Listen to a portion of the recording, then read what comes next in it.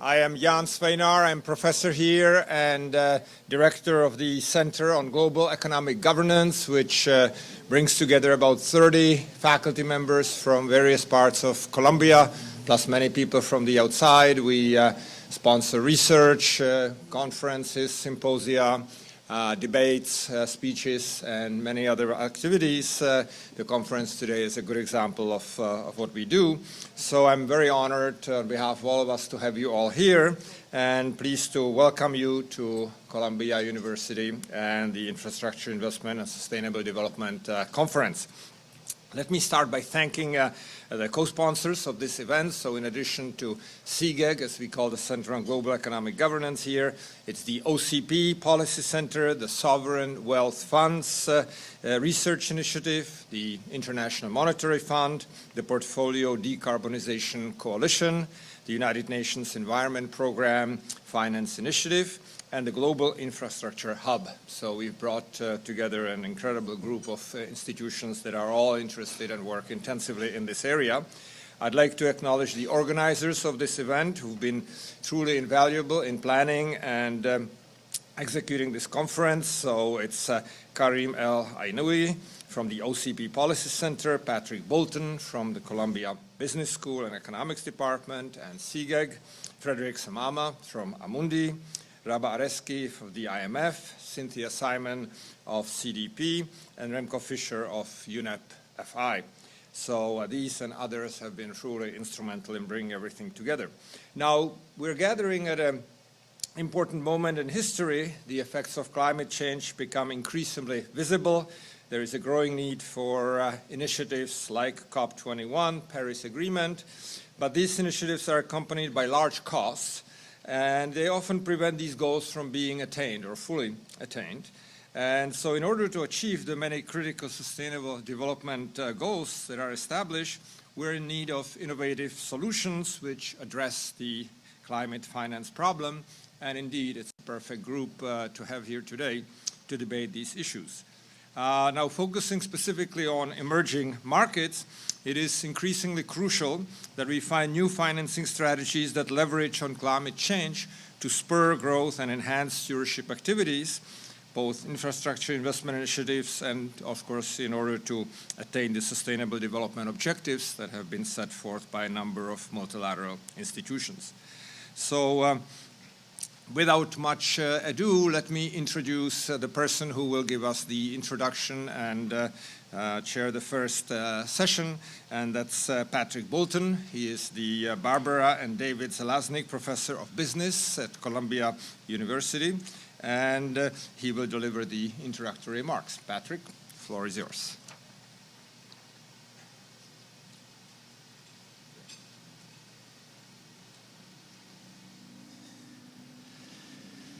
Thank you, Jan. Let me begin by thanking all of you for coming to this conference. This is an important set of topics we're going to be discussing today. And we have, I believe, some of the most knowledgeable and important participants that you could find anywhere. It's a truly global conference. Some of you came from very far away. I think we have pretty much all continents represented here today. And, you know, sometimes change happens because, you know, in small steps, and change happens because you're willing to step outside your daily routine and make extra time for something new. And I think this is very much what we are all doing here, because we're exploring something that ought to be, you know, mainstream, but is still very much, you know, on the fringes and waiting to become mainstream. So let me put the conference into context first. Very much echoing the points that Jan just made. So, you know, it's probably obvious to all of you here, and I know I'm preaching to the converted, but it's still useful to start by pointing out that climate change is upon us. It's happening in real time.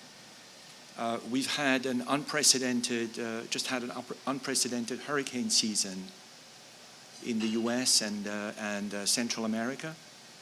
We've had an unprecedented intensity of wildfires with what's sadly dominated the news with California. And we're now hearing about a hurricane hitting Ireland and the UK. Global temperatures keep rising. I think we've beaten records in September. Again, this year, October, unusually warm. I saw a news report, French news report this weekend, that people were sunbathing and swimming in the Atlantic Ocean in Biarritz as if it was in the middle of the summer, and so on and so forth. So climate change is upon us with increasing urgency. That's the first point I wanted to make about the global context. Second point, a little bit further afield, I attended the ECB forum this June in Sintra, and the topic of this year's forum was investment and growth in advanced economies. The idea being that at last the financial crisis is behind us, and now it's time to think again about economic growth. And one of the key participants at the conference was Roger Gordon, and one of the main themes of the conference was secular stagnation. That's very much a technology-driven discussion, and it doesn't touch on, interestingly, in my view, it doesn't touch on the fact that we have very large parts of the world that are underdeveloped, in particular Africa, where there's a massive growth potential, and it doesn't touch on governance issues.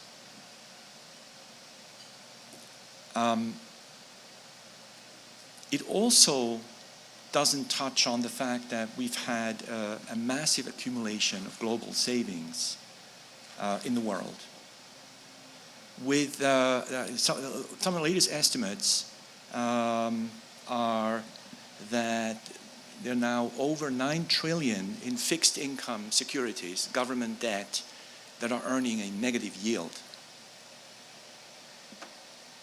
Also remarkable in this discussion is that nobody talks about infrastructure investment. And yet the McKinsey, others have done studies over time pointing out that by now we're having a global need for infrastructure investment that's exceeding 1.55 trillion per year. Okay, and so infrastructure investment is not, if you do it right, is not a negative yield investment. It's a long-term investment. It's particularly well suited to long-term investors.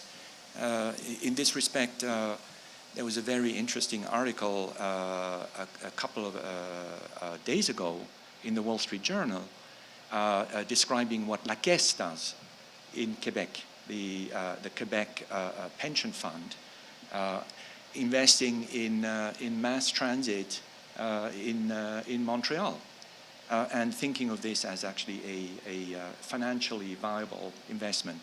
Now we know that there have been multiple studies showing that infrastructure investment has a very high social return of the order of 12%, 15%. Now, of course, the private return isn't always there. So part of the challenge is how do you internalize the social return to make it financially viable? And that's one of the things we will be discussing here in this conference. So The big question we will be discussing is, how do you remove the bottleneck that stops savings from flowing to sustainable infrastructure? The infrastructure investment question is intimately tied, because of where we are today with respect to climate change, intimately tied to sustainability and the energy transition. And the answer to this question, the take we're pursuing, is that it involves building new institutions, building new coalitions, and creating new markets.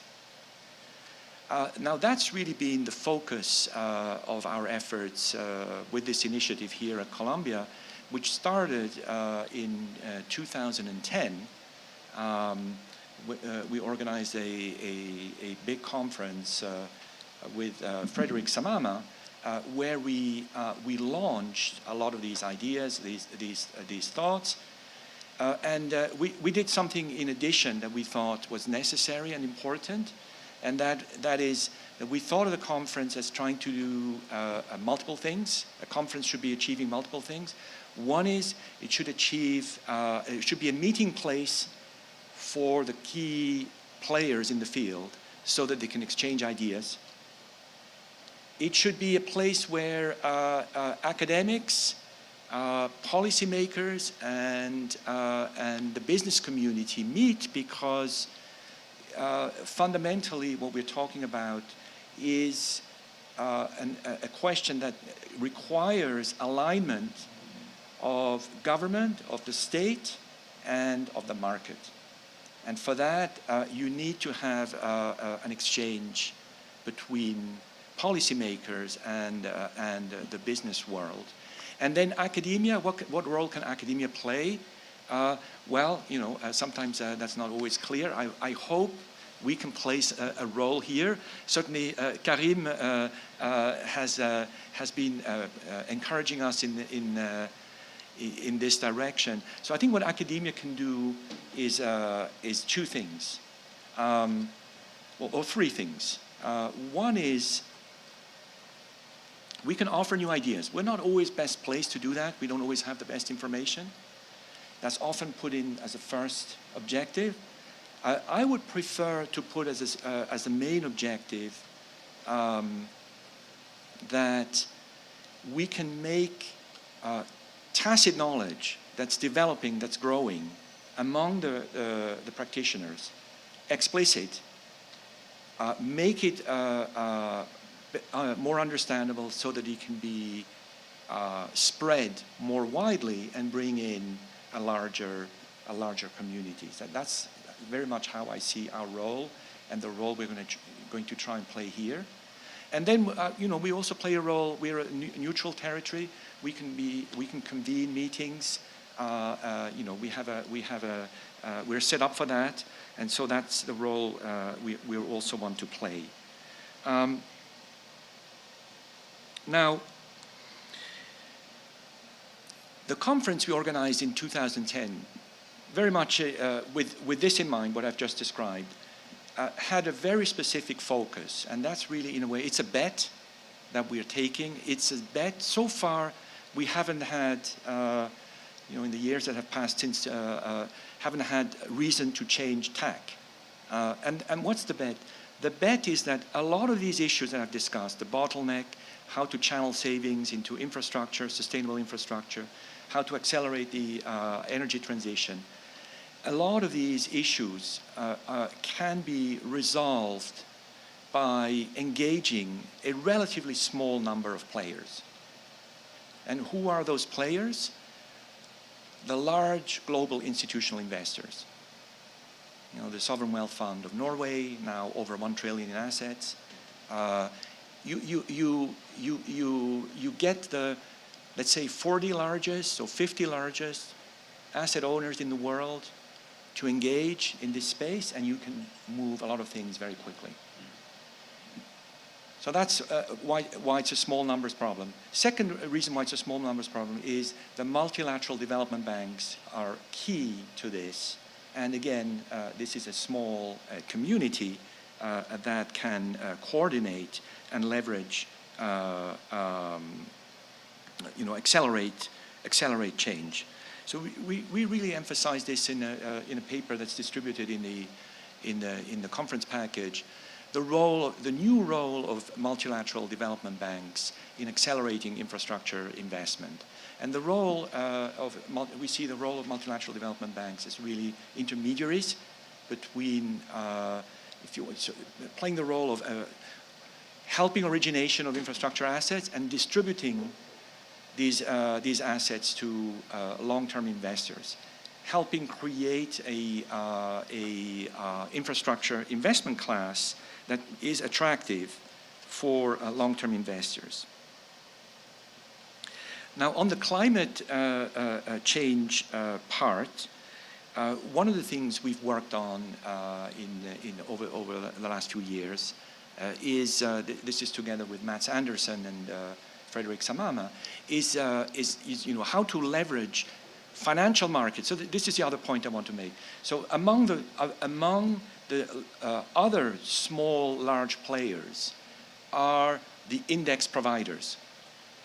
There are, how many index providers are there today? Maybe, you can almost count them on one hand. And what do index providers do? Well, they promote asset benchmarks, market benchmarks that move capital. The most striking recent example of that is when MSCI included Chinese stocks into its portfolio. That's going to have a dramatic effect in reallocating global investments to Chinese equity assets. The same is true for the Barclays Bloomberg fixed income index, which is going to include Chinese bonds. That alone, it's a matter of a small number of people. That alone moves capital in the right direction very quickly. And so, with this in mind, we worked on the idea with Frederick and Mats on taking very well-established market indices such as MSCI, MSCI Europe, MSCI Global, MSCI US, and offer or redesign or propose a new index which is a low carbon index.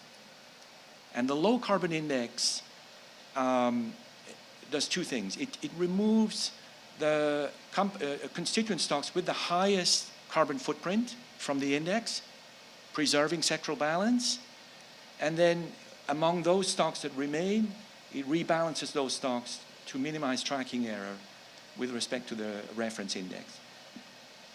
The ultimate objective being to reduce carbon risk exposure for investors. And what the low carbon indices do, they offer essentially over 50% less carbon footprint exposure without having any consequences on financial returns. In fact, they outperform the benchmarks. They have all outperformed the benchmarks so far. I mention this because what we're going to do today is pursue similar types of ideas. And so let me just mention two, which are going to be discussed at length in this morning's panel. One is, coming back to what I said, is how do multilateral development banks, how do these players that I mentioned coordinate to achieve a large infrastructure, global infrastructure asset class? And along with that, coming back to the point I mentioned about the high social return, how do you achieve value capture? This is where multilateral development banks can play a huge role. And we have examples, we have working examples of value capture. Value capture, one of my favorite examples is the mass transit system in Hong Kong. Mass transit system in Hong Kong is a profitable public-private partnership. It's one of the cheapest transit systems in the world. How is this possible? Well, through value capture. because the financing comes from real estate and commercial development associated with extension of the transit lines. The transit lines create value, and the transit authorities can capture it by being participants in development. And I think this is scalable, so we'll hear a lot about this later. And then the other point I want to mention on the sustainable finance part is green bonds, which is something radically new. It's it sounds already familiar, but even a year ago, people didn't really know what it was. And here we will hear about, I think, one of the most exciting new initiatives, which is the creation of a new asset class, which is emerging market green bonds. Anyway, I think I've spoken too long. I thought I put the conference into context, and I very much hope it'll be a productive meeting, and that we'll come away energized and with new ideas. Thank you. Without further ado, let's start with the first panel, infrastructure origination and financing. We really have an exceptional panel today. We're really very grateful to everyone who've joined us. Karim Aynaoui, who's sitting on my right, is the Managing Director of the OCP Policy Center and also the Dean of a new university in Rabat, right? To my left, Romualdo Massa Bernucci is the head of the Washington office of the European Investment Bank. European Investment Bank really has played a key role, leadership role in this space. And to Romualdo's left, we have Mark Moseley, who's the Chief Operating Officer of the Global Infrastructure Hub, which is based in Sydney. And to Mark's left, we have Waide Warner. Waide has been, he's now Senior Research Fellow at the Initiative for Responsible Investment at Harvard University's Kennedy School, but has a long experience in infrastructure investment. He's the one expert lawyer among us. He's worked for 30 years on infrastructure projects, and he will have a lot to share with us.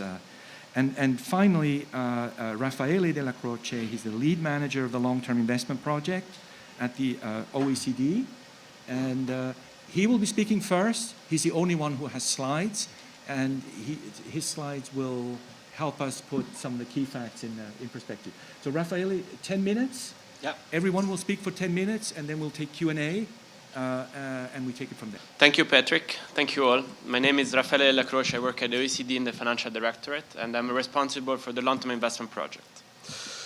It's a pleasure to be here. Last time I came to this very room presenting, I was a student, so it's nice to see familiar faces around, and thanks to Patrick, Professor Svejnar, to invite me to present today. What I have here is a few slides. I won't go through all of them. There are a lot of numbers. I will focus on the messages and the key directions where we've been going at the OECD in collaboration with other international organizations over the last years around this theme of infrastructure investment with a specific focus on institutional investors and their potential role. What I'm going to focus on is more the private sector financing. Although, of course, what we're talking here about, there's the distinction we make between funding and financing.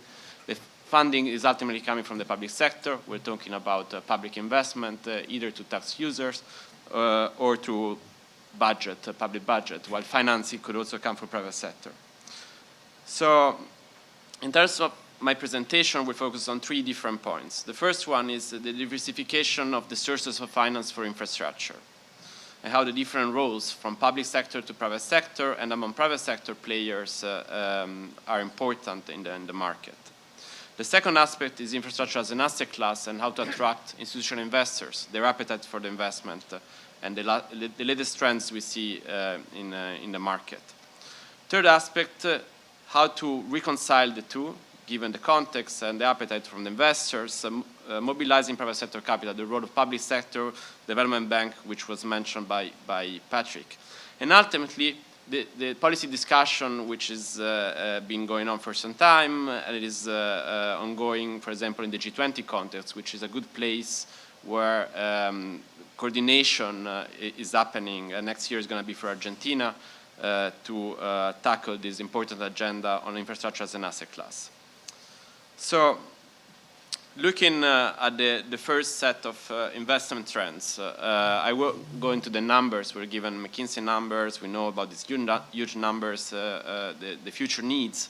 I just put here this slide with the estimates from the Asian Development Bank on Asia from 2016 to 2020, excluding China, looking at around 460 to 500 billion of investment needs, depending if we're looking at baseline estimates or climate-adjusted estimates for the next 5 years. Of these estimates, approximately half is expected to come from the public sector, public spending, and the other half is expected to come from the private sector. So we're talking about figures, depending on which one of the two graphs we're looking at, of 200 to 250 billion per year. Considering, according to their estimates, that we're looking now at 63 billion of private sector engagement at the moment, there is quite a long way to go to attract and involve private sector financing in infrastructure. I skip a few slides here, but we've been looking in particular with IEA in the previous slides on energy and transport being the main sectors we've been looking at. So given this is the context, the huge needs and across regions, this is true for Asia, Africa, but also for Europe and the US. This is not just developing, it's also developing countries sort of situation. What are the financing sources that we can leverage? What is happening in the market? So we've been looking at trends in a latest report for the German presidency of the G20, and that was published in May this year. Looking at, for example, the role of project finance versus corporate finance in the renewable sector. And so that's what you have on one slide there. And looking also at the trend, how this has been evolving in the renewable sector, the different structure, the different financial models serving different purposes, different investors, different appetite for risk, different return rewards. And how the project finance is a structure which has been niche for many, many years, but is developing in certain sectors, as for example in the renewable sector, which is exploding in terms of deals and projects across regions in developed and developing countries, China being a big market, for example. And then the role of bond issuance. There's going to be a panel on bonds, so I won't go into that. But also the role of corporates, effectively, how the renewable sector is disrupting the electricity market, and how utilities in Europe, for example, have a big issue now trying to be profitable and be able to invest in the future, which is uncertain for sure. And if on one side we see utilities having a problem, we see new corporates coming up. And so you have the Googles, for example, the Apples, rich with cash and wanting to invest in the system which is needed for their operational future, so the digital revolution, effectively. We also seen at the evolution of the stake of institutional investors in the equity, for example, of certain sector. We'll be looking at the wind energy sector in Europe, the offshore more in particular, and seeing how in 2010, the equity portion, if you take the institutional investors, they had a 15 to 20% take. In 2015, they got to 70% of the total equity.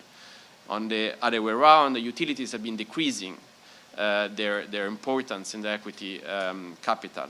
And that is significant because offshore was considered a risky sort of investment 5 years ago, 6 years ago. It's not the case anymore for certain type of projects. And you do see this kind of patient investors approaching the investment in different ways, getting more familiar and knowledgeable about what are they looking for and how to invest into the asset class. So, but these financing forms, here from a conceptual perspective, that's the way we have been framing the discussion, have to be linked to the risks behind the projects. Here I won't go in this table, which is impossible to read for you, but just to explain that we've been looking at risk categories across political and regulatory risks, macroeconomic and business, and technical risks across the phases of the projects, from development to construction to operation to termination, trying to map how the risks are on this table and how do they link to the financing sources that we've seen in the previous slide. And here the decision from a public sector perspective is which kind of risks the public sector want to retain, which ones they want to transfer to the private sector. And then at what price, if that is the case, the private sector will come in to take some of those risks. And of course, the models, the partnerships, the financial structures have to have these two dimensions, the private sector appetite for risk and what the public sector wants ultimately to retain. Looking at the investor side, the patient capital looking for opportunities, the big numbers are coming from a trend we've seen for the last 15, 20 years or so. The retirement systems, which has been increasing from in 2001, we were talking about 50% of total GDP for OECD countries. In 2014, 62%. And this is increasing because of demographics, because of changes in retirement choices by countries.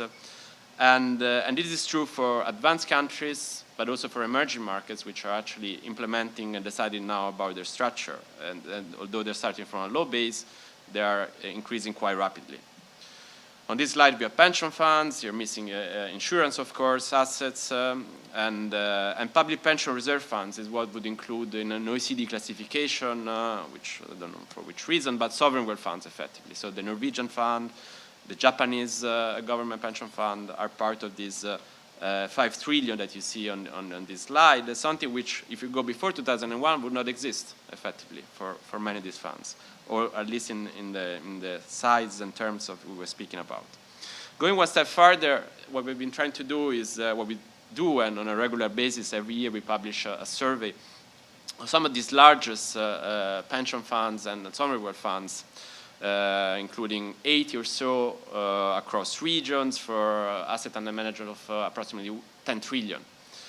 And we tried to look at the asset allocation, how the different sort of financial conditions, demographic choices about demographics, defined benefit versus defined contribution, active versus passive investment sort of trends have an impact on the way they look at their portfolio.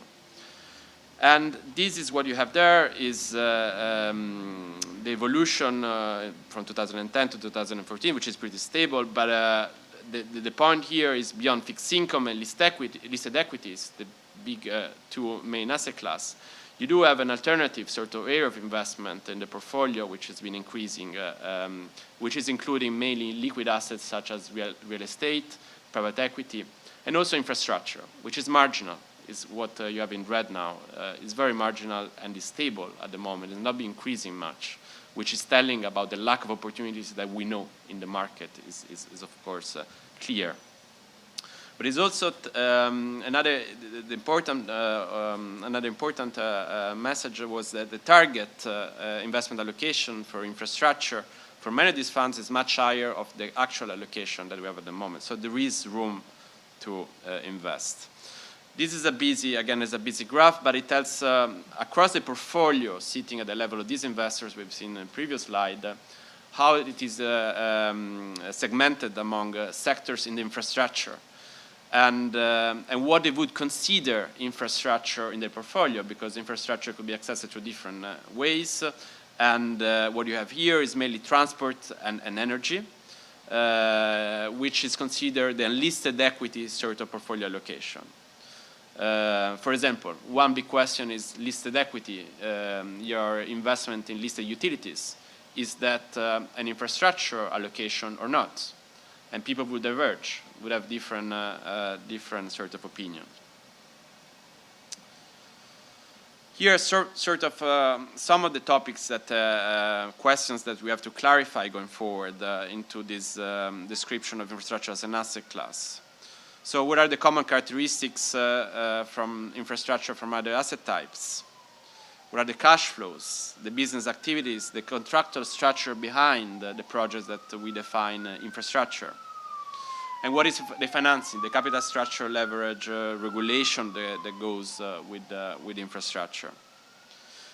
This is a topic, regulation, which is important. The FSB has just decided to go look again at the unintended consequences, regulation potentially on illiquid assets such as infrastructure. And there is a need to have empirical evidence for that, which is missing. So this, to Patrick's point about what is the role of academia, well, there is a lot here to really work on in terms of getting more transparency, understanding, and data. Data is missing. So that, to my last point on availability of information. Last of the three parts here of the work we've been developing around private sector financing is the crowding in, the mobilization of private sector financing. And here you start from the big table with risks, and more specifically looking here at a survey of Mexico, Peru, and Chile, what are the major constraints that countries and private sector in those countries feel about investing in those sectors. And we know some of them are there, and if you've been to other conferences, this will not come new to you. What I think is important is to link the discussion about what are the main issues, the main problems, the risk measures which are proposed by governments or multilaterals, and have them in a frame where we actually can price the risk and understand the premium from an investor perspective of investing in one project versus another, in one country versus another, and so to be able to come up with the gaps and propose the right solution. So linking the risk perception of the private sectors through surveys, through these kind of events, through direct feedback, that's what we try to do, and match that with the risk mitigation strategy that we see applied by countries and development banks. This in the context of understanding what is the role of public versus private sector in developing countries. And so this, for example, is trends of private and development financial institutions. And you see how development financial institutions have a big role to play, but in terms of lending, or in terms of capacity, it's limited compared to what the private sector potential is actually at the moment. And then talking then about risk measures, there are two major forms of sharing the risk, transferring the risk. One is through contractual arrangements, which is actually in project finance the big part of the risk allocation discussion, and then through risk mitigation instruments. And going back to the classification of risks that I gave before, you can map the different sort of risk mitigation instruments here, contractual or guarantees or co-financing, hedging and all that, around that map. And that, I think, help us, at least us, to understand better what are the different examples that we have seen in different markets, which kind of risk are actually they trying to solve. And what is the price, and be sure that the private sector is on board and gives the right feedback and the right signal are there. And so in recent work, we've been providing examples of instruments which have been working. And some of you, I mean, this is not necessarily new, but I think the two particular ones that two lessons I found quite interesting is this MIGA EBRD sort of instrument in Turkey, from an institutional investor point of view especially, because through this liquidity facility and political insurance is a mix, is a package that these two institutions managed to get for a hospital in Turkey. They managed to get the rating of the project above the rating of the country. And we know that investment grade and rating is a big issue for this kind of investors. And that was, of course, the first step for them to consider effectively investing in this kind of project. Then, of course, there is all the package around it. But ultimately, Japanese investors invested in a Turkish hospital, a PPP hospital in Turkey, which is a first. At the same time, looking at contractual arrangements, the evolution that we've seen in different markets is also an interesting takeaway, how the risk sharing changes and the evolution and the education of the public sector and the private sector and the way they work together. I won't go more into this, but I'm happy then to discuss this further. I just finished with the latest discussion we're having around this issue of private sector financing. And to emphasize again my point about there is a problem with data, and there is more analytical work which is needed by all the stakeholders. They have an interest in that. This is coming from financial regulators. This is coming from the investors who want to know about their asset allocation. This is coming from the policy sector, understanding what is the value for money of the private sector, the additionality, and so forth. The aim here is to improve the efficiency of the use of the resources and partner with the private sector to find a long-term sort of public-private sector model which works. And we're not there yet, clearly. And there is a problem also from a coordination point of view, understanding of the different policy initiatives from green to development to crowding in can work together and not overlap. So we made a few proposals, and I just end up with this slide. It's around the 3 areas of work which I presented, where there is much more to be done, and where the OECD as the Global Infrastructure Hub and the other institution active in infrastructure, the World Bank and so forth, need to do more, clearly. And the 3 ones are this mapping the financing of infrastructure, understanding who does what, and given the investment needs, who expected to do more. Infrastructure as an asset class, and so the sustainability issues, the benchmarking which is needed, the information asymmetry and the standardization of contracts, which would be a big help in reducing costs and facilitating investment. And the investment mandates along the chain, from the asset owners to the asset managers to the practitioner, to exactly deploying the money. And ultimately, the mobilization part of the private sector financing, which is relevant for developing countries, but is actually the same principle which applies to Europe with the Juncker plan, or in the US, for example. And so it's the additionality, the value for money, the risk sharing, how to do it, how to optimize it, and how to evaluate, which is, of course, tricky, an issue, but it's where academic literature is actually missing, completely missing at the moment. So I'll stop here.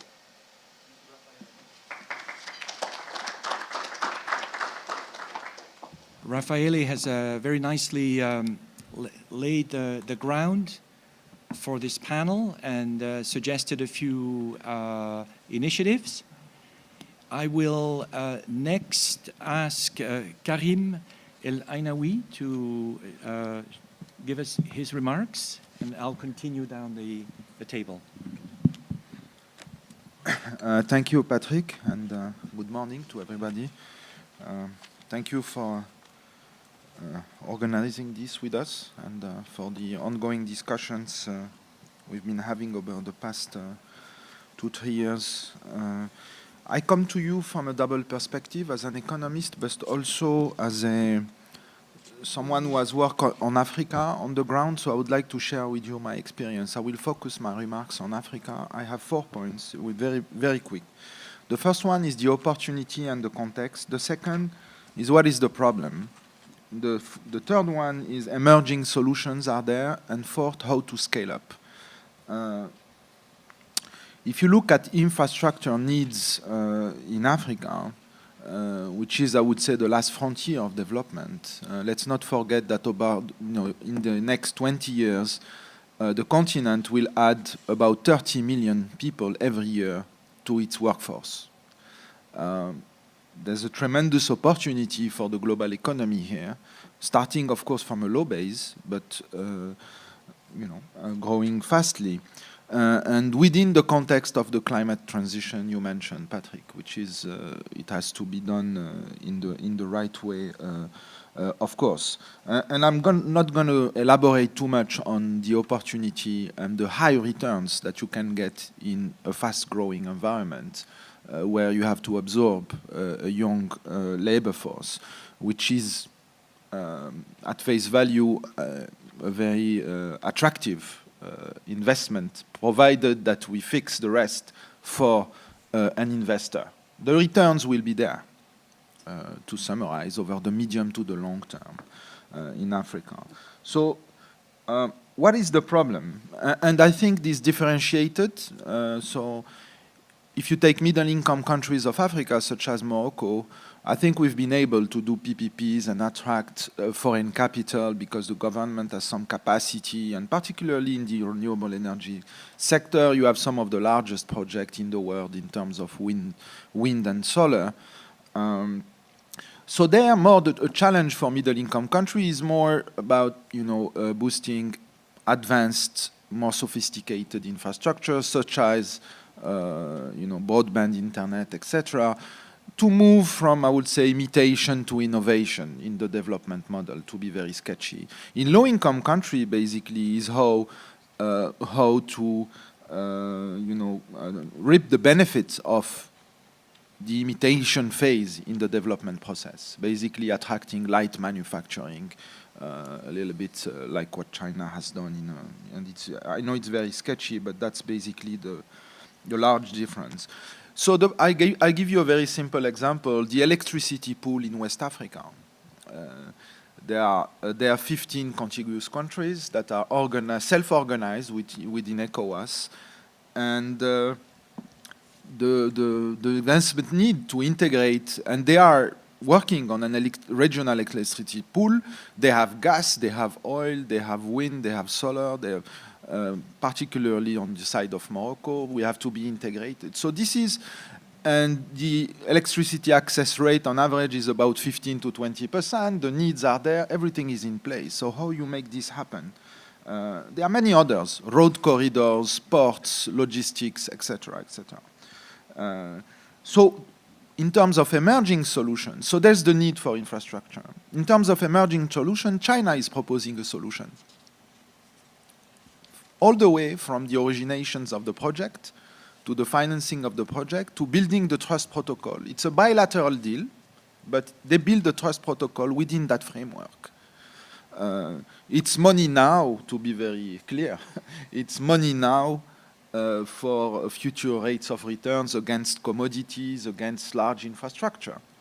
And it's been working. We can discuss, of course, there are failures, there are issues, etc. But it is a serious proposition, and it is happening on the ground. So there, of course, World Bank and others are also doing nice PPP projects, etc. But that's my third point. The question is how you scale up. How do you build that trust protocol where African governments, because we're talking of large infrastructure, this has to be governments. They are in the picture. They're central because it's linked to regulation, to the legal framework, to guarantees, etc. So you have to speak to governments. And those governments have to speak the language of financial market. Today, they don't understand each other. They're on a different planet. They're ill-equipped to speak with lawyers sitting in London, or they don't know that. So how can we build this trust protocol? And this is where, Patrick, where academia has a very important role. I see it as a market failure, as a public good to contribute to a more balanced global growth. And I think you're right on there as academia. We, actually, I'm part of your community. I think that is where we can help, equip, train those policymakers to be able to speak that language and to build that trust protocol with the stakeholders that are critical for this to happen. The other one is the whole of multilateral development banks. I think I was speaking to our friend Ottaviano, which is an executive director, I don't know where you are, Ottaviano, for Brazil and 12 countries or 13. And I think for the foreseeable future, we don't expect a big increase in capital. So money will not be a solution. So I think these banks are well suited to build that trust protocol, to build that space, to bring the guarantee, to bring the comfort zones to investors, and to test also the seriousness of governments in Africa. They've been asking for those projects. You take INGA, which is a no-brainer in terms of rates of return. There are many issues there. Among those, and we have to talk about this, the governance. So you have to test their seriousness, build a framework, and when you have World Bank, IFC, and others, EIB, they will behave. And if they don't, we'll say they don't behave. But we have to give a chance to that. I have many examples of, toll roads that can be, with high rates of returns, but these we have to go out in the open.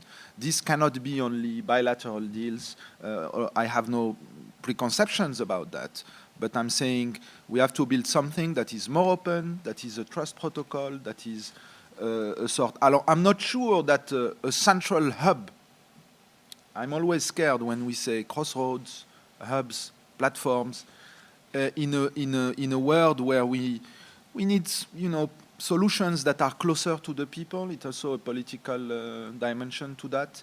Closer to the people, more distributed, more decentralized, and you need to equip the policymaker to engage also with their populations on the ground.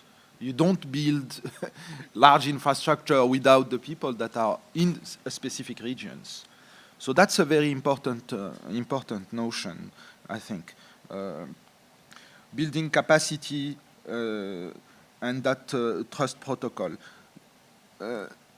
I know there is, and maybe we can have a discussion, there is a stream in the literature that is has negative views on PPPs. I'm sure there are success stories, and we have to understand why. If someone is knowledgeable, we should have a discussion on that, because this is an important dimension of the discussion. And I can tell you that you will find partners to experiment. There is appetite. We work with many think tanks in Africa, with many policymakers. There is appetite, and there is a small risk to be taken, and it should start with we could start with specific project. We could start with training, actually, because you need allies on the ground. The issue is not the funds, it's the pipeline of projects. There are so many, the money is there. People are trying. I see many Nigerians, just to mention them, sitting in London in the starting blocks, the diaspora trying to come back to their country to do a difference.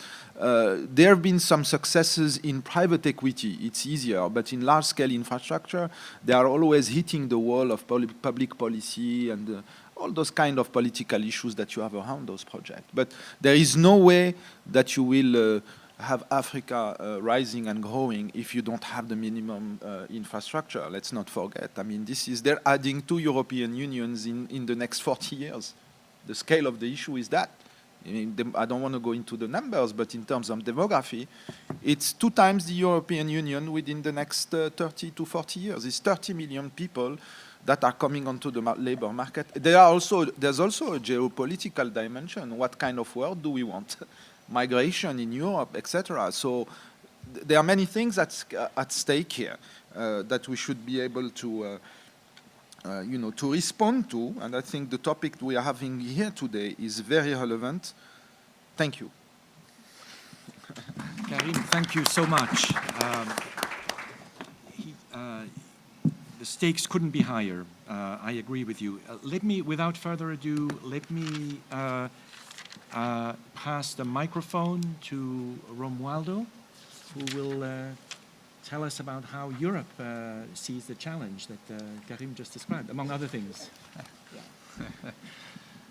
Europe is in Africa, more or less. Europe and, thank you. Is it working? Yes. So thank you very much, Professor Bolton, and thank you for the Columbia University for having invited the EIB to this important event to discuss and exchange views on such a crucial theme, which is climate change and infrastructure, and how the two things can be linked together. So I am representing the EIB group based in Washington, and I will start by saying a few words about the EIB in order, because they are relevant for the discussion. If I forget or you want to complement or more information is needed, you will know where I am, and so it's possible to knock on our door, and we can provide you all the information. So. A few words about EIB before entering into the climate and infrastructure and zooming in there. So basically, it's an EU institution, as you know, owned by the 28 member states. The mission is to implement EU policies through the financing of projects which must be viable and must be technically and economically viable. And when I'm saying this, it is because in the EIB, and this is important to note, there is an in-house expertise. There are engineers, economists, which analyze projects one by one. And it is important to note that if the projects do not pass the test of sound, appraisal from this point of view, they're not financed. So basically, the technical element, the scrutiny of environment and all this is crucial. It is basically the basis in the DNA of the modus operandi of the bank. The EIB finances project, raises funds on the capital market through bonds issues, and passes on, and thanks to the AAA rating, can pass on the benefits to the clients, private or public sector. We operate on both fronts, and this is the model. So therefore, hence, there must be the importance of that is to have a high quality portfolio, to keep it, to maintain it, and this is absolutely crucial in order to maintain this credit rating. And this is so this is part of the how the bank operates. It is by size, in terms of lending and borrowing, it is the largest multilateral financing institution in the world. This is maybe not always known, but it is important because it can mobilize finance for various targets. But climate is definitely at the center. There is a strong commitment, and here I come to discuss a little bit about that. There is a strong commitment from the EIB and on the trying to do the utmost to mitigate the effect of climate change that were recalled earlier on. The President sent letters about this commitment. Basically, the EIB in the lending has to keep a percentage of at least 25% must be eligible for this type of criteria, climate action mitigation. But the ambition is to go up to 35%, and so basically we are going to step up. Just to give one figure, in 2016, 22 billions of US dollars, more or less, went into financing for climate change, for climate action, of which half of that were for transport, and then there is renewable energy and so on. I would like these projects are financed also through long-term loans. The structure of financing can be, if we zoom in infrastructure, it could be public procurement or PPP schemes where EIB has a wide expertise. So Professor Aynaoui was just mentioning that there is a vast literature about the fact that there are pros and cons on PPPs. Of course, at the heart of this, at the basis of this, there is the importance of project preparation. There are a lot of conditions, but that definitely we should start by a thorough analysis and see what is the merit of that. But yes, several of the schemes have been developed, so in Europe, outside Europe, in the different forms of revenue risk or availability based, so that there are different forms which are associated. And there has been also a center of expertise which has been developed in order to allow to share openly the experiences of this type of schemes in Europe or outside Europe, and this is so-called EPIC, so it's the European Expertise Center, but it's open to all who want to access to this type of information. It is interesting, but there is a huge collection of data on that. Other initiatives, more innovative initiatives, EIB has been active also in participating in funds. I just single out the Global Energy Efficiency and Renewable Energy Fund that basically try to catalyze funding for private sector capital in clean energy and so on.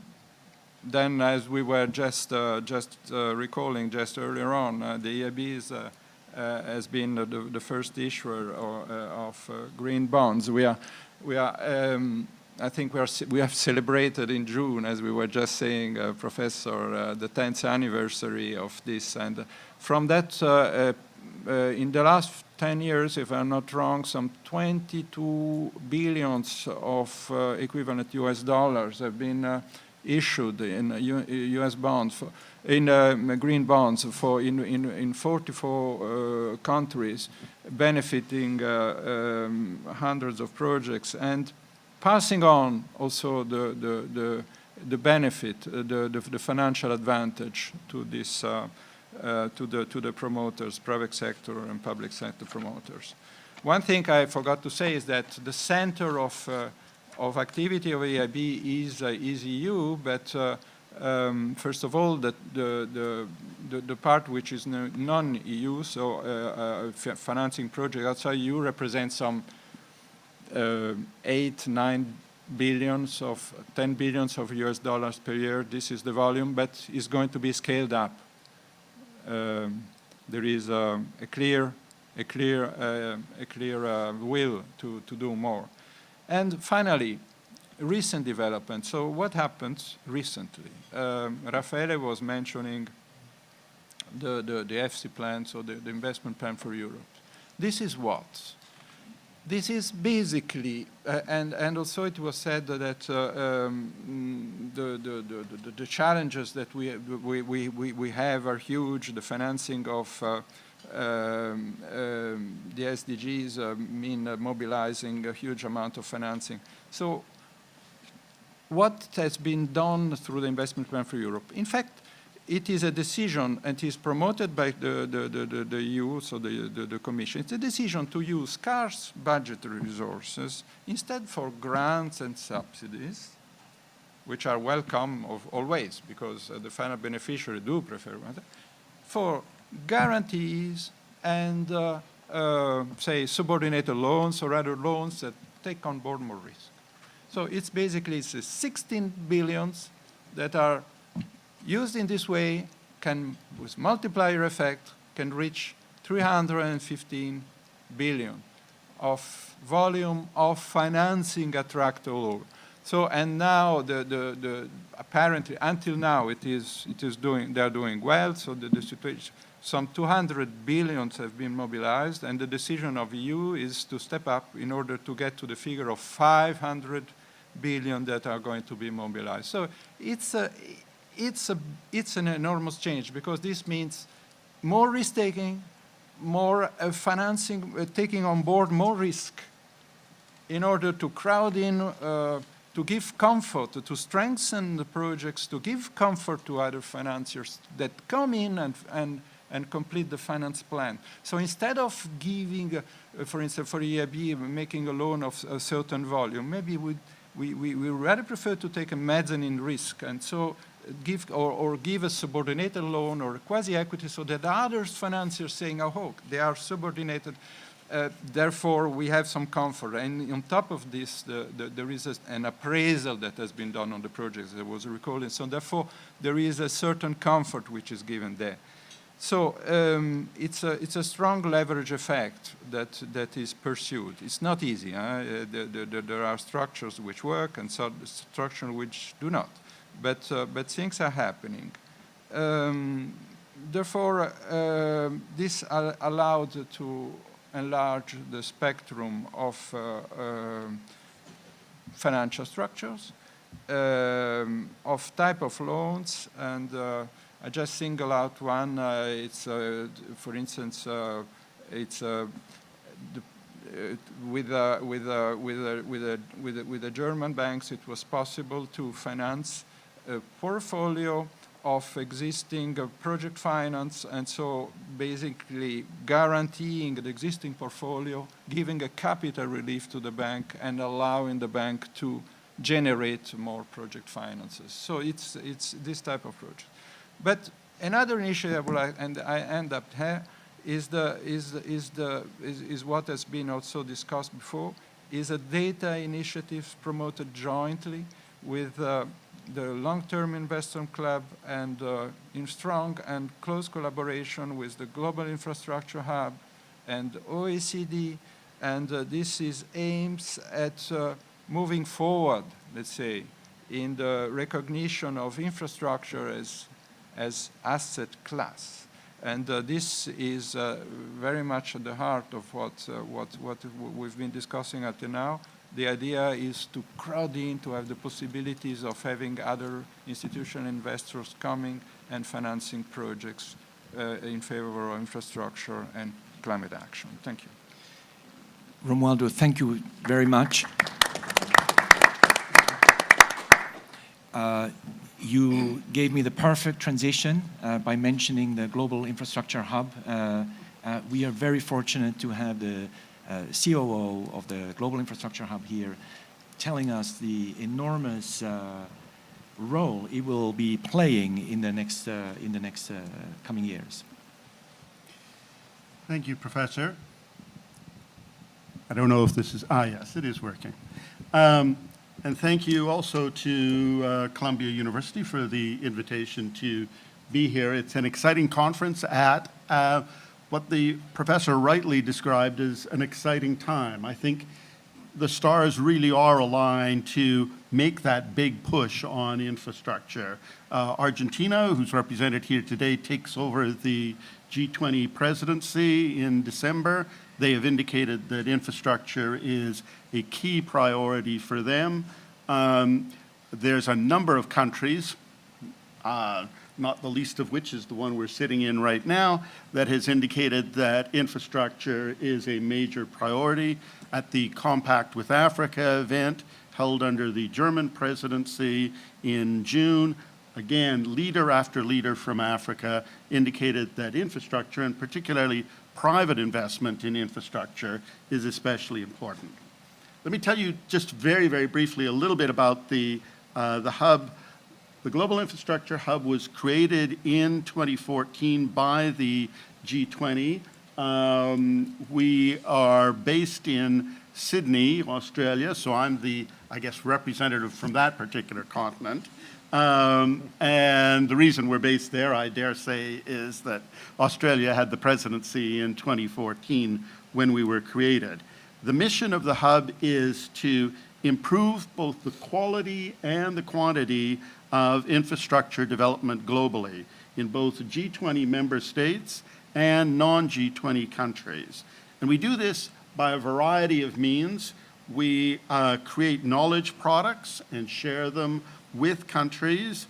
We address data gaps, and I'll speak a little bit more about that later, picking up on some of the remarks that Raffaele and Romualdo have said. And we do special assignments that are given to us by the G20. We focus on all kinds of infrastructure, both traditional public works infrastructure and regulated industries infrastructure, but we have a particular focus on private sector investments in infrastructure and promoting private sector investments in infrastructure. I mentioned that we do special assignments from the G20. In 2016, the G20 asked us to do a report on the efforts of the MDBs, the multilateral development banks, to crowd in private investment in infrastructure.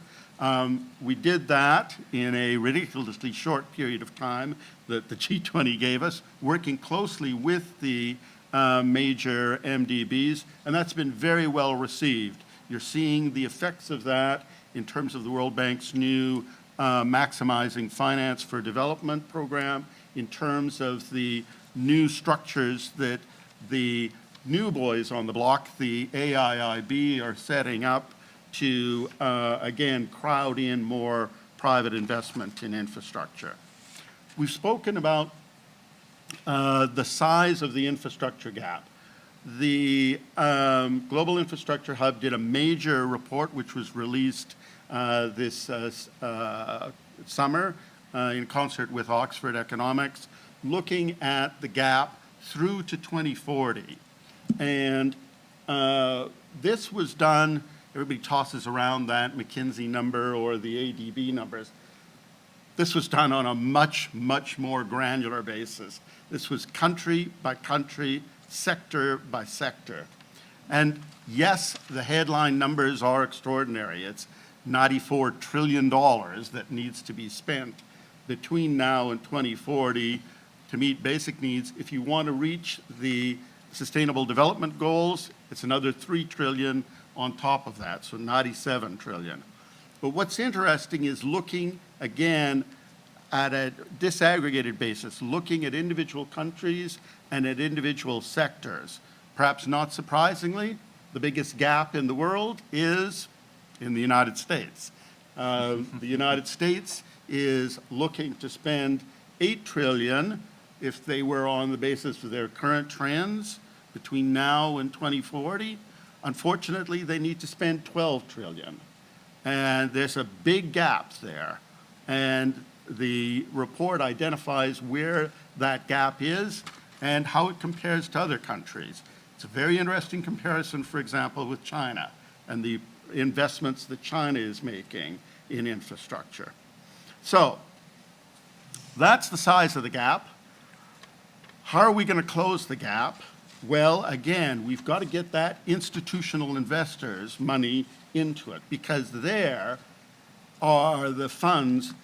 Currently, I believe the OECD estimates that there's $106 trillion that is controlled by the institutional investors.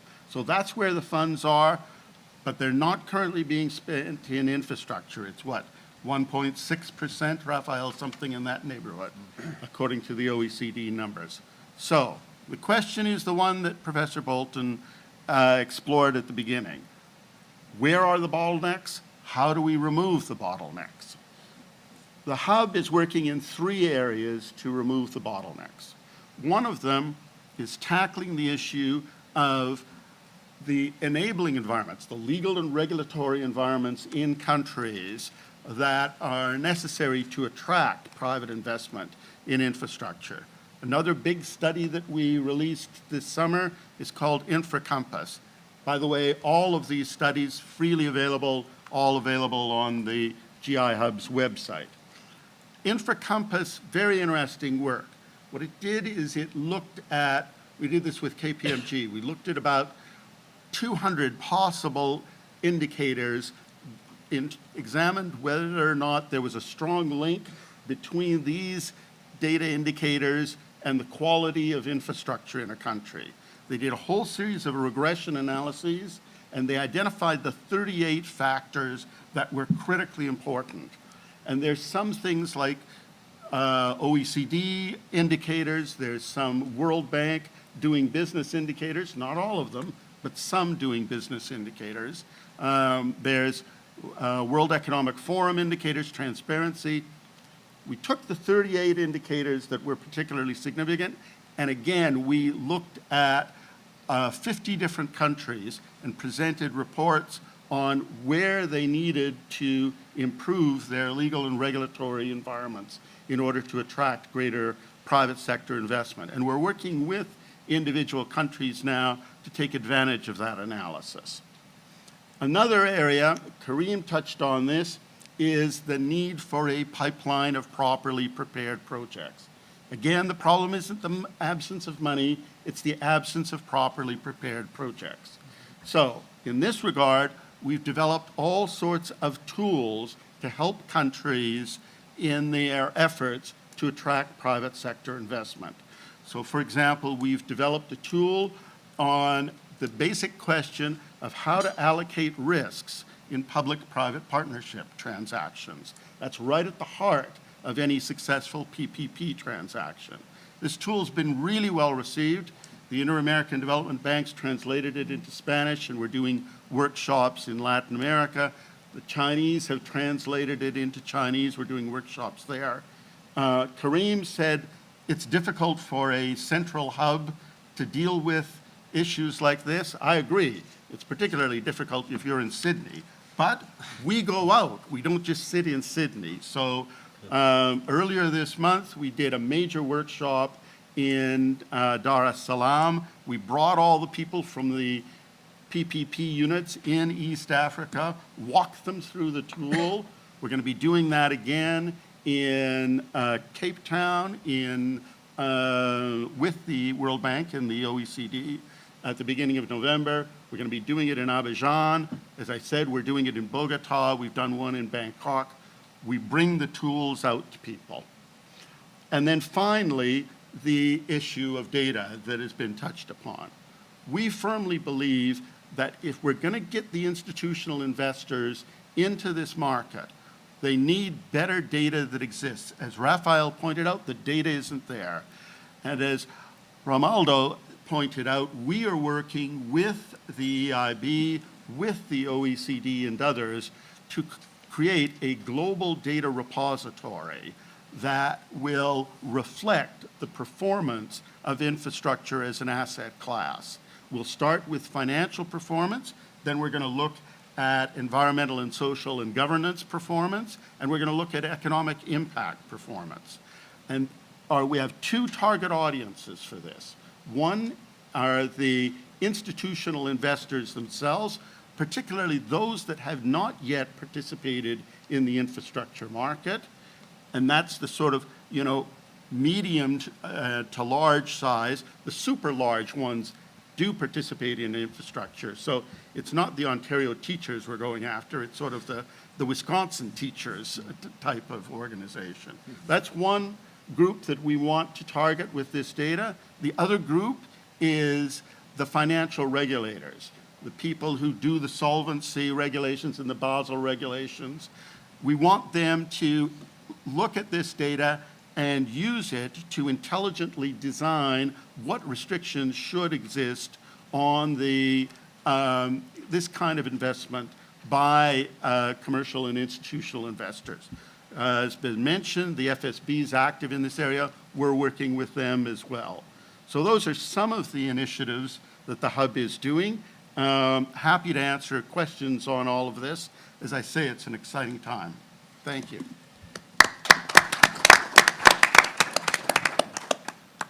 Thank you, Mark. And on the last point that you mentioned, engaging with financial regulators, this has been one of the unwelcome consequences of the financial crisis, that banks have retreated from this space, and bringing those banks back in is an important priority.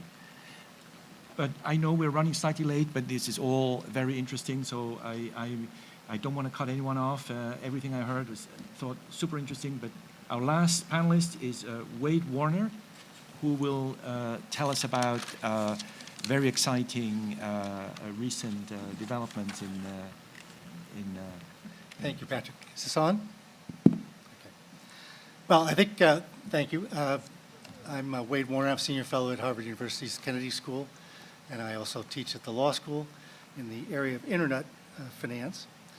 And I spent 45 years as a project finance lawyer, mostly overseas, so I think I've understood a fair bit about some of the difficulties when you're trying to bring investors to risky investments.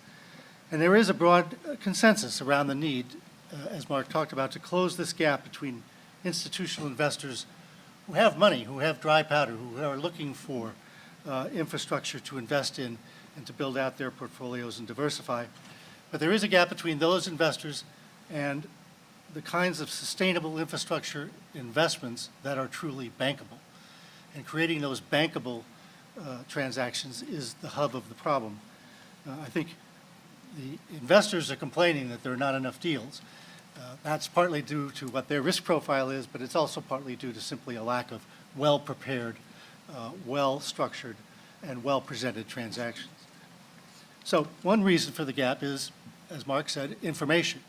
We do need things like the Global Infrastructure Hub, which is a terrific set of tools, to provide information to investors to help them get over their fear of the risks, because most of the investors lack that kind of information. The smaller ones, the Wisconsin teachers, et cetera, lack the information and the expertise to evaluate and to monitor, ultimately, investments in infrastructure. And they're very reluctant to pay the high private equity-like fees of infrastructure funds to do those kinds of analyses for them. So that is clearly a major piece of the gap. And these platforms address that gap by better data, as Mark said, greater variety of choices in infrastructure investments, and better familiarity with the asset class. But there is another reason for that bottleneck, for that gap, and it's something that Karim mentioned, and that is the lack of local capacity, and Mark mentioned, the lack of local capacity and expertise to develop bankable projects. I spent a lot of time in my career in between investors and governments don't really have an incentive to do a lot of new things. They don't tend to get elected on something they didn't do. So it's kind of the default position to not have to go forward. And to break through that, you do have to educate them, and you have to educate them that they can trust, that there is a trust protocol available with respect to the investors who are coming to do business in their country for 30 years. So these are very big and real issues for local governments. And of course, I'm now back here in the United States. I never had understood what political risk is until I got back to the United States. I always thought it was something you could contract away. And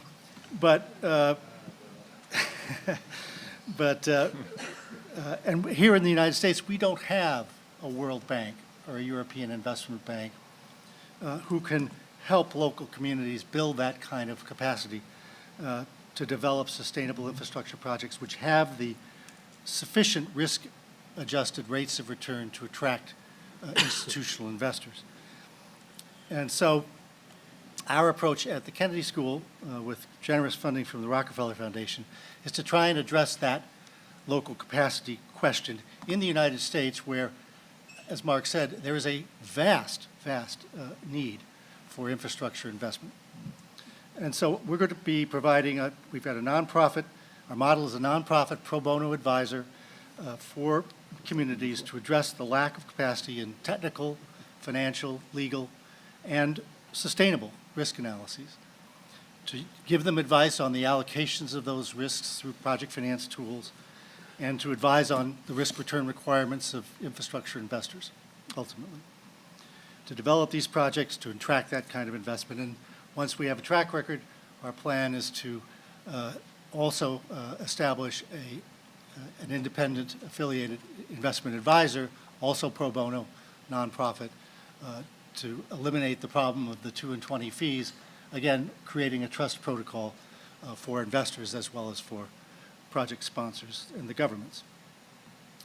Now, our model is new and our sector approach is neutral, but we're focused on the micro here, using the adage that all infrastructure is local, and we're going to try and focus locally. And our initial focus is on infrastructure that enables other infrastructure to be sustainable. In particular, we're talking about future-proof fiber optic communications backbones that allow smart utilities and emerging smart city technologies to operate. For example, smart grids, distributed generation systems, demand response systems, virtual power plants, decentralized, smart water systems, smart traffic and parking systems, and air and water quality sensors. All of these currently and in the future increasingly will rely on high-speed, high-capacity fiber optic cables to support both the wired and wireless applications that make that infrastructure more resilient, more efficient, and ultimately more sustainable. And we're going to focus our initial sector attention on specific types of partner communities, again, staying very narrow and very focused and very local. And those communities are the communities in the United States that own their own municipal electric and water facilities and electricity and water and telecom co-ops in the rural part of the country. There are 2,000 municipal electric utilities in the country. There are almost 1,000 electric co-ops. These are groups that already have customers. They already have wires into everyone's home. They have relationships. They have rights of way. They know how to go up poles and put wires on. They know how to dig trenches and put cable in. And they're very well regarded for their customer service. So we've got a very targeted industry and a very targeted market. And our goal is this vision of infrastructure as a system, a connected system, and where you can diversify the revenues. You can get revenues from the sale of power from a VPP. For example, if you've got instantaneous access to every home in your system, you can turn down everyone's heat, of course with their consent, but you can turn down everyone's heat 2 degrees at a given moment and sell that peak power for a profit on the marketplace. These are the kinds of things that are enabled by the instantaneous, low latency communications that we're talking about. And of course, there's just basic savings from resource management, from more efficient allocation of the resources. There are payments from vendors who are looking to provide smart utility and smart city applications, but need a communications platform to do it on. And there are payments from internet service providers who will rent this fiber to get to their customers that they have not gotten to currently. And of course, all of this generates very valuable data. And data is the key to improving the efficiency and sustainability of all this infrastructure. So we think we have a model that will generate sufficient revenue to have a long-term utility-like return. And we're talking about a 30-year kind of return. Fiber optic cables are, in fact, a future-proof, technologically sound investment. They're fiber optic glass in the ground. They don't rust. They don't corrode.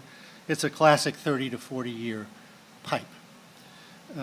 Very easy to maintain, very low obsolescence risk, very low technical risk, and can support an income stream and cash flow for 30-plus years.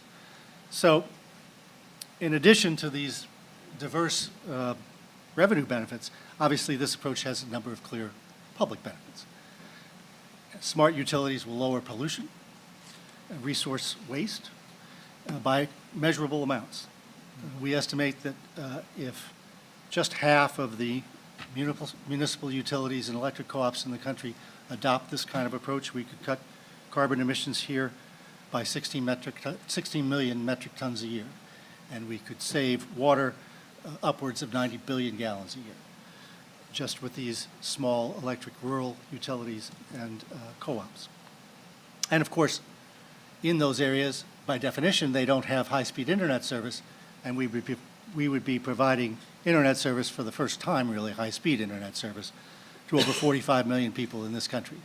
Believe it or not, 30% of the country, all rural or urban poor, does not have, basically relies on dial-up service for their internet, if they have it at all. So there's an enormous market to tap there. So we're very excited about the ability of this model to scale first within this target group, but then, again, once the trust protocol has been established of a trusted advisor to municipalities and local governments, and an investment advisor to infrastructure funds that takes more of the profit motive out of it, we think that it can pivot to other kinds of platforms and other kinds of infrastructures. So this panel has discussed a lot of things on the macro level, which is very, very important to develop the kinds of tools, and I've used the Global Infrastructure Hub's tools more in communications. But it's a terrific tool. But I think we've been focused on the micro level, and I think we need both approaches. I think in order, as Karim said, to get governments to really put their foot forward on this, we need to have them trust the process as well.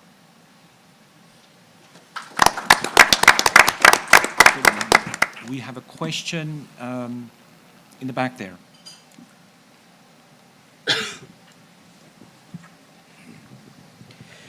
Yes, thank you. Waide with the OCP Policy Center. So I was interested, I missed a historical reference in the discussion. So somehow we live in this world where a lot of infrastructure has been built. Why is it different today? How is the world different today than it was, I don't know, 50 years ago, 100 years ago, during which we built a lot of stuff around the world? Surely governance is no worse today than it was 100 years ago. I'll take a stab at that. That's a great question. Let me launch into a very quick response, and then I want to give everyone on the panel a chance to respond. Simple answer is, if you look at Europe, if you look at the US, whether at the state, municipal, or federal level, you've had a huge increase in public debt. So the fiscal capacity for funding has diminished. And so this is why there has to be a renewed emphasis on private investors along with public investors entering this space. For Africa, you know where it was.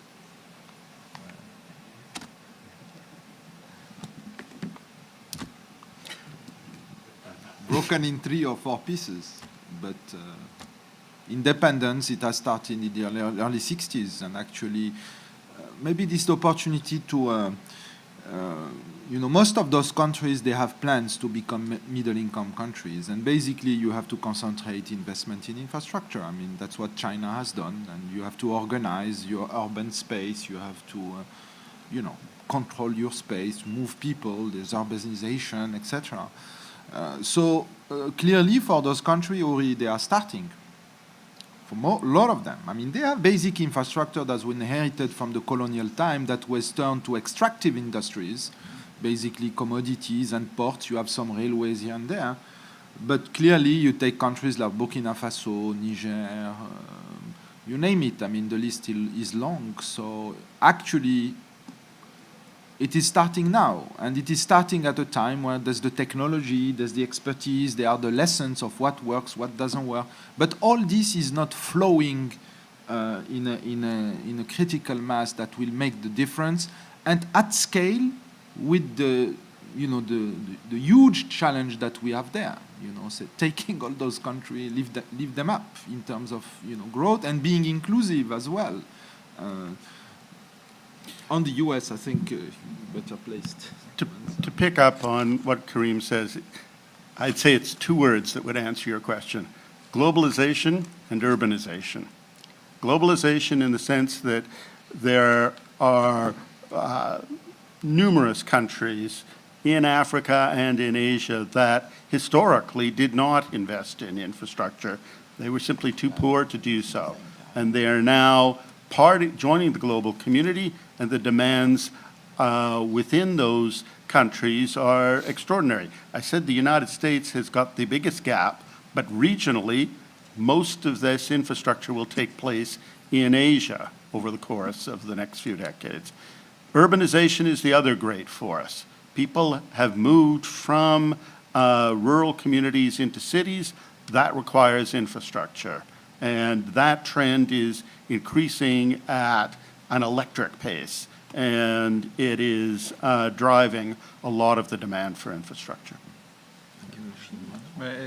Thank you, and I would like to add one thing that has been developed by Professor Werner. It's about the technological development as well, because now we have also, we were talking about smart cities and the possibility of using technology that was not there before. And I think one aspect that it would be interesting to develop, so the parallel development of human capital that goes with it. So it is to say the training that is required in order to allow this type of high-tech infrastructure that is going to be beneficial for environment in the sense of quantifiable savings in terms of climate action. Well, it needs the skills that are there, but they need to be developed in a parallel. Thank you. Great. One more question, and then we'll have a coffee break. Maybe I'll steal your microphone here. So it seems to me that the panel has actually identified a number of ideas that could be used if you just went across the panel, right? So Patrick said at the beginning something that was very important in the sense that this is a unique moment in history where we have negative, zero, or very low interest rates. When to invest in long-term investments, if not when you can do it at a negative rate, right, or zero rate, et cetera. So that's, in a way, you know, a unique opportunity, right? The next thing that strikes you is here is the European Investment Bank that has very skillfully used the guarantees of the European community, leveraged its own capital based on that, and multiples of that going into the Juncker or FC type plan. Why wouldn't the regional development banks, couldn't they follow the same type of principle, right? The institutions are there, the model is here, and all the work that has been done by the various institutions here sort of provide the technical know-how. And then you have the third thing that was mentioned is, while there has been this lack of investment in infrastructure, there's been considerable investment in human capital. The developing countries now possess incredible amounts of human capital, basic, but, you know, through the PhDs, the best people in the world, right? So it seems to me the complementarity is there. And again, to be taken. So what is preventing all this from coming together? I mean, you've addressed it partially, but I think bring it together and tell us, you know, why not tomorrow? Great, Jan. I think that came across to me as a summary of the panel. So maybe we can discuss this over coffee? Yes. Thank you.